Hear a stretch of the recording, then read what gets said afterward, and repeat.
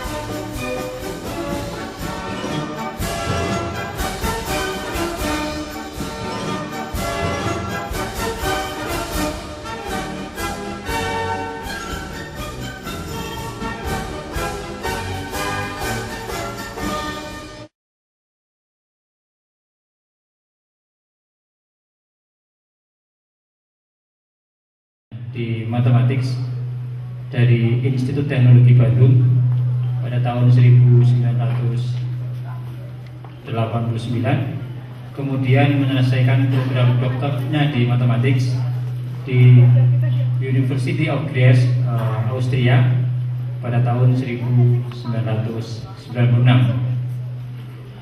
Pengalaman akademik beliau juga cukup banyak ini.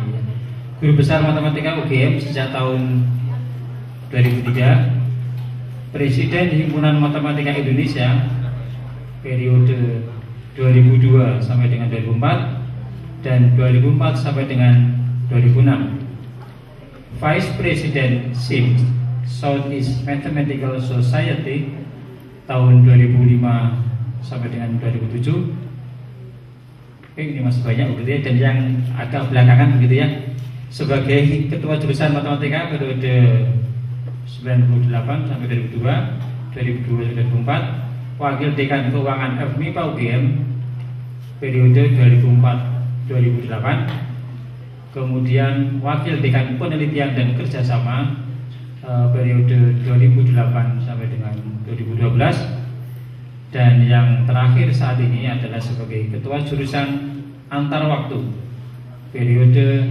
2013 sampai dengan 2015. Kemudian peran beliau dalam event-event yang sifatnya internasional sangat cukup banyak juga, Bapak Ibu. Antara lain the organizing committee created for attending 11th International Congress on Mathematical Education (ICME) di Monterrey, Meksiko pada tahun 2008. Juga yang sama untuk yang ke-10 ya, the organizing committee created for attending the 10th International Congress on Mathematical Education (ICME) yang diadakan di Copenhagen, Denmark. Dan masih banyak lagi begitu ya, bagaimana pengalaman beliau di kancah internasional. Baik, Bapak Ibu, kalau kami bandingkan begitu ya, saya bandingkan dengan sesi yang kemarin juga sesi saat ini, ada hal yang berbeda. Apa kira-kira bedanya, Bapak Ibu? Sampai detik ini kira-kira apa? Oke, namanya belum peka ini ya. Dari kemarin yang hadir sebagai pembicara utama adalah, ya betul, laki-laki. Nah, luar biasa, saat ini adalah gilirannya untuk ya ibu-ibu ya, untuk hadir di tengah-tengah kita. Sehingga ini bukan generisme ya Pak Yudi ya. Tapi kebetulan saja mungkin kesibukan dan kelonggaran beliau adalah pada hari-hari yang seperti ini. Oke, baik Bapak Ibu, Prof. Wahyudi akan menyampaikan topik yang terkait dengan matematika untuk pendidik, atau lebih spesifiknya adalah suatu ajakan untuk melakukan kajian atau eksplorasi tentang topik-topik matematika yang sebaiknya pendidik, dalam hal ini adalah Bapak Ibu guru, yang perlu diketahui.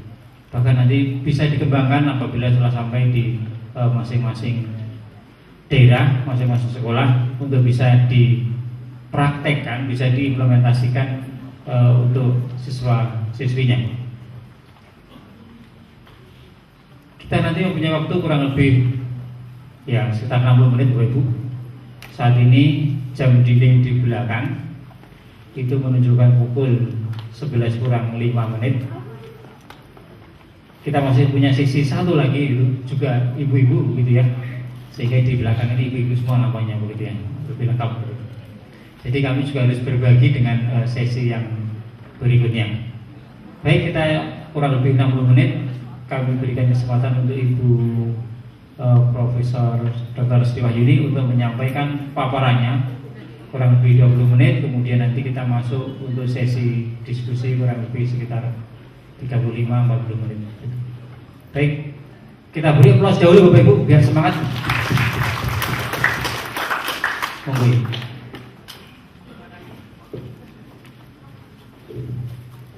Terima kasih. Assalamualaikum warahmatullahi wabarakatuh. Bapak Ibu yang saya hormati, sewaktu Pak Widodo menghubungi saya untuk mengisi acara ini, saya bertanya, saya harus ngomong apa nih dengan Bapak Ibu guru yang beragam ya, mulai yang mungkin ada yang dari SD, guru SMP dan SMA. Kemudian saya berpikir sesuatu yang mungkin menggugah ya, menanamkan awareness gitu ya. Awareness bahwa Bapak Ibu itu juga harus ingat akan pengembangan kontennya. Jadi mengapa demikian? Saya coba sedikit sampaikan. Jadi di sini saya judulnya oleh Pak Widodo memang dikehendaki matematika untuk mendidik, tapi saya tidak ingin memberikan topik yang maksudnya memberi saran kepada institusi. Saya ingin memberi saran kepada guru-guru saja. Dan ini hanya berdasarkan pengalaman saya bertemu dengan beberapa guru. Nah, di sini subtopiknya di sini adalah suatu ajaan sebenarnya, suatu ajaan untuk melakukan kajian eksplorasi tentang topik-topik matematika yang sebaiknya pendidik ketahui. Sebenarnya beberapa sudah kita ketahui, tapi di sini saya hanya ingin mungkin learning by example. Jadi belajar dari contoh. Mungkin dari setelah ini Bapak Ibu saya harapkan untuk mungkin pada saat membicarakan topik ini sebaiknya apa yang harus saya ketahui lebih dari yang harus saya berikan kepada siswanya. Jadi yang penting guru-guru itu jelas harus mengetahui lebih banyak dari apa yang harus diberikan kepada siswanya. Saya kira itu sudah sesuatu yang lazim. Ini, bentar. Jadi di sini mengapa pendidik guru matematika sebaiknya luas pengetahuan konten matematikanya. Yang penting, yang pertama adalah bahwa perolehan pengetahuan konten yang luas dan mendalam dalam matematika akan membuat pendidik ya memiliki kesempatan untuk mempelajari mata pelajaran di berbagai bidang yang lain. Jadi kalau hanya terbatas itu saja kan tentu saja nanti begitu ditanya apa hubungannya dengan yang lain mungkin tidak akan bisa menjawab ya.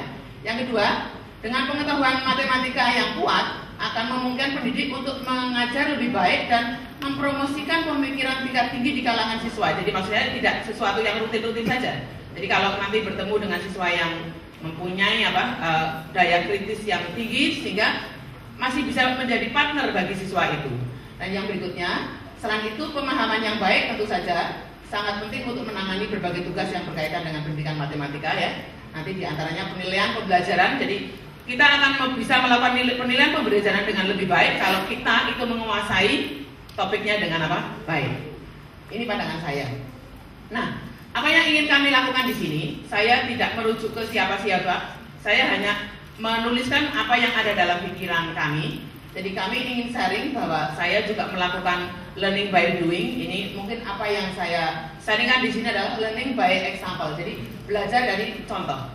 Jadi dalam presentasi ini akan diberikan beberapa contoh topik matematika untuk guru sebagai upaya untuk memberikan ilustrasi ya sejauh mana seharusnya pendidik sadar menguasai topik-topik dalam matematika. Saya kira ini Bapak Ibu sebenarnya sudah mendapatkan pada waktu bangku kuliah dulu, tapi mungkin karena sudah berhadapan dengan sesuatu yang rutin, kadang-kadang agak terlupakan apa yang seharusnya dikembangkan, apa yang seharusnya dipelajari.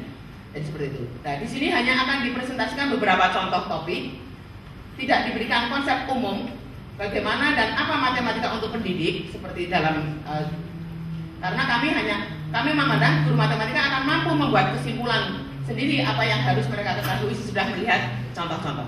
Jadi yang pertama, menurut pandangan kami, itu kalau contoh yang sederhana saja, yaitu adalah bagaimana kalau guru itu akan menentukan solusi dari dua persamaan linear dengan dua variabel, yaitu masalah mencari titik potong dua buah garis misalnya.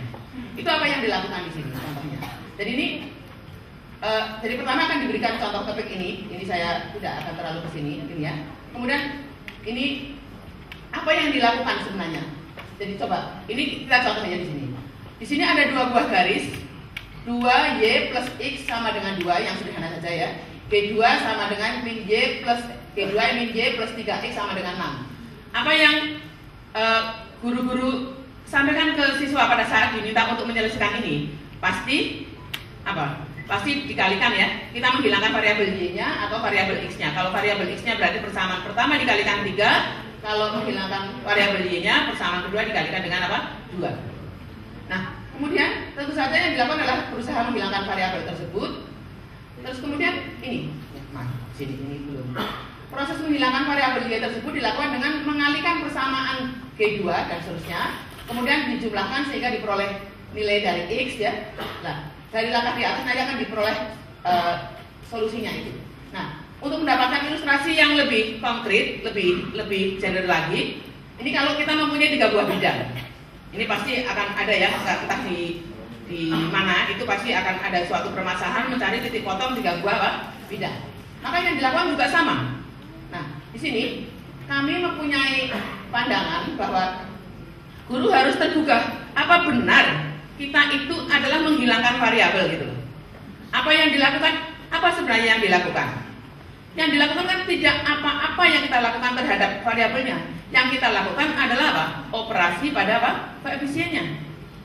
Jadi itu titik poinnya adalah itu yang diajarkan kepada mahasiswa, kepada siswa. Tapi kemudian guru itu harus bereksplorasi, harus bertanya. Jadi apakah memang intinya itu adalah menghilangkan variabel? Nah, jadi kami berharap guru itu bertanya. Setiap kali ada metode yang disampaikan kepada siswa, mencoba bertanya sebenarnya teorinya apa nih? Kalau tekniknya, metodenya kan memang kalau kita sampaikan ke siswa adalah mari kita hilangkan apa? Salah satu variabelnya, yaitu dengan mengalihkan suatu persamaan yang lain dengan konstanta tertentu supaya variabelnya bisa kita hilangkan. Tapi guru tidak boleh, menurut pandangan saya, tidak boleh hanya berhenti sampai di situ. Harus bertanya sebenarnya apa yang terjadi pada kedua persamaan tersebut. Nah, jadi ini adalah contoh yang mungkin contoh ini terlalu trivial, tapi ini contoh yang menurut saya, pandangan saya adalah yang mudah untuk memberikan ide sebenarnya apa yang ingin saya sampaikan. Yang ingin saya sampaikan adalah pada saat Bapak Ibu menyampaikan suatu topik, bagaimana Bapak Ibu mengeksplor pertanyaan. Jadi bagaimana mengeksplor pertanyaan? Karena matematik itu problem solving. Kalau Bapak Ibu mau bekerja matematik, itu harus memunculkan problem dulu. Problemnya apa di sini? Problemnya di sini untuk masalah kecil ini adalah apa? Bertanya, apakah memang benar kita itu adalah menghilangkan variabel? Apakah intinya memang seperti itu? Nah, seperti itu. Jadi sebenarnya apa?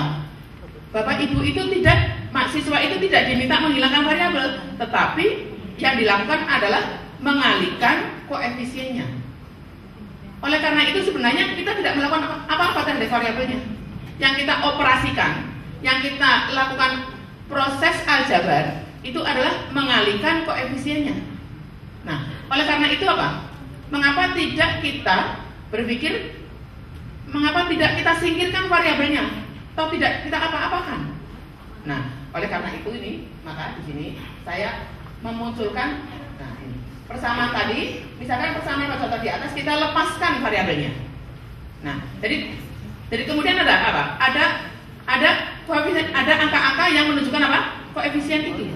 Nah, kemudian jadi apa? Dari sinilah ini kita memunculkan definisi matriks. Jadi matriks itu yang Bapak Ibu sering sebut matriks berukuran 2x3, asalnya dari mana? Sebenarnya adalah suatu cara kita untuk menjawab pertanyaan tadi. Kita kan tidak melakukan apa-apa terhadap variabelnya. Yang kita lakukan adalah koefisiennya. Mengapa koefisiennya, variabelnya kita singkirkan aja dulu, biar tidak berulang kali kita tuliskan. Nah, maka dari sini muncullah definisi apa? Matrik. Matrik adalah kumpulan bilangan-bilangan yang kita susun dalam baris-baris dan kolom.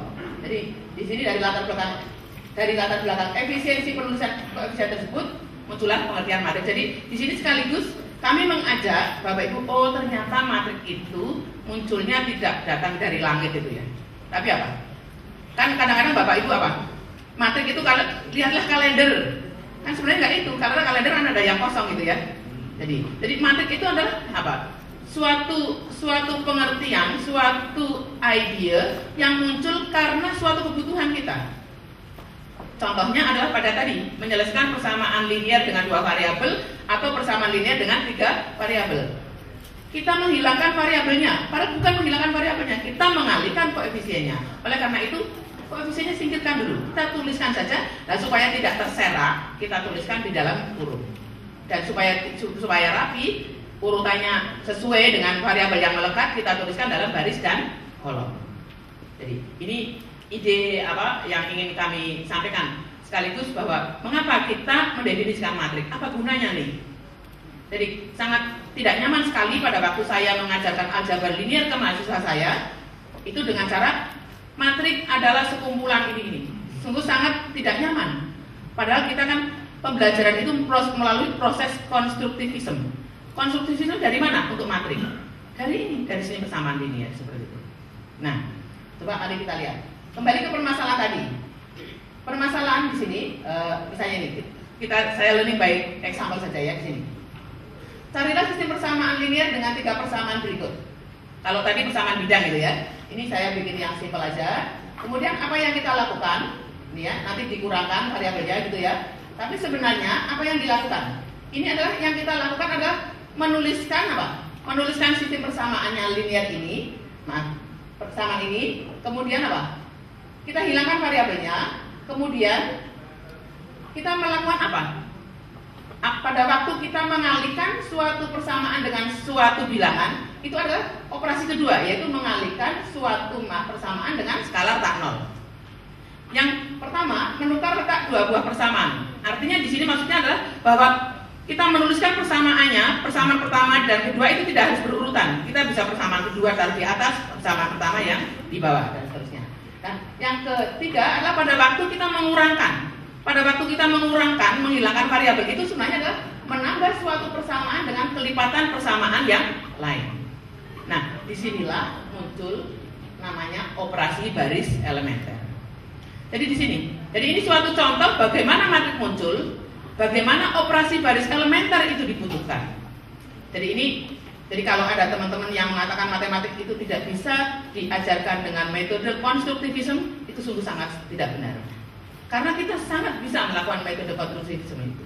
Jadi dengan melakukan apa? Dengan memulai dengan suatu contoh. Contoh itu memotivasi siswa atau kalau kami mahasiswa itu untuk bagaimana mengenal matrik, bagaimana mengenal operasi baris elementer. Operasi baris elementer itu adalah motivasinya datangnya dari menghilangkan variabel tadi. Jadi kalau bahasa adik-adik di SMP SMA adalah menghilangkan variabel, pada waktu saya mengatakan ke mahasiswa saya, dulu guru-guru Anda itu mengatakan menghilangkan variabel, tapi sebenarnya bukan menghilangkan variabel. Jadi yang dilakukan adalah operasi baris elementer. Itu menukar, mengapa? Karena ditukar supaya kita mendapatkan suatu posisi pada posisi 1,1 itu yang tidak sama dengan 0 misalnya, atau sama dengan 1 misalnya seperti itu. Jadi ini idea ya, masih pada suatu idea bagaimana how we introduce a definition, how we introduce a method. Jadi bagaimana kita supaya tidak datang dari langit gitu ya, supaya ada something yang mendorong. Ahli yang menemukan metode ini pasti ada sesuatu yang membawa, yang menuntun dia. Nah, yang menuntun ini kami kan melihat dari textbook, ini textbook ini langsung jujuk kepada definisi. Textbook ini memulai dari suatu kasus. Nah, ini yang kalau kami berpandangan kita sebaiknya mulai dari suatu kasus. Nah, Coba ini operasi baris elementer. Jadi ini nanti kemudian dengan, nah ini saya pakai contoh ya, misalnya ini contoh seperti ini. Nah ini nanti kita kita akan mempunyai beberapa hal gitu ya. Contoh-contoh ini saya kira tidak akan terlalu saya perpanjang di sini. Yang penting adalah idenya. Jadi dari persamaan yang ini, persamaan tadi itu kita bawa ke sini, kemudian ini dinolkan di bawahnya, kemudian kita bawa dengan menggunakan kita bawa ke sini, sehingga apa? Kalau ini kita kembalikan, ini kan berarti apa? X1 ditambah 0, X2 ditambah 0, X3 sama dengan 1/4. Sehingga ketemulah X1 nya sama dengan 1/4.